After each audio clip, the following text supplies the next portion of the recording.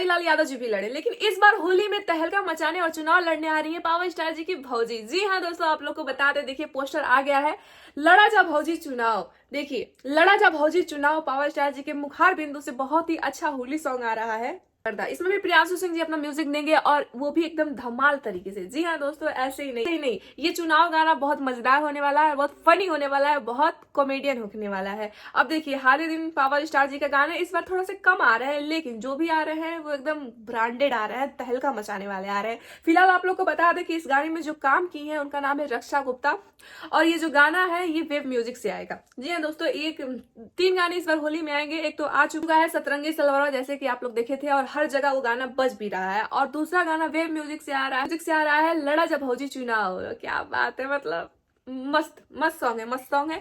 और ये गाना वेब म्यूजिक से आएगा। और इसके बाद से जो गाना आने वाला है, अब उसका अपडेट दे दे कि वो गाना आएगा पावर स्टार पवन सिंह जी के ऑफिशियल चैनल से। मतलब 3 गाने इस बार होली में आएंगे। फिलहाल आप लोग को बता दें कि इस गाने में जो डुएट की है फीमेल सिंगर, उनका नाम है खुशी कक्कड़ जी। इन दौरान खुशी कक्कड़ जी बहुत अच्छी खासी चमक रही है, और ऐसे ही पावर स्टार पवन सिंह जी के साथ, ट्रेंडिंग स्टार जी के साथ हर जगह गर्दा मचाए रखे।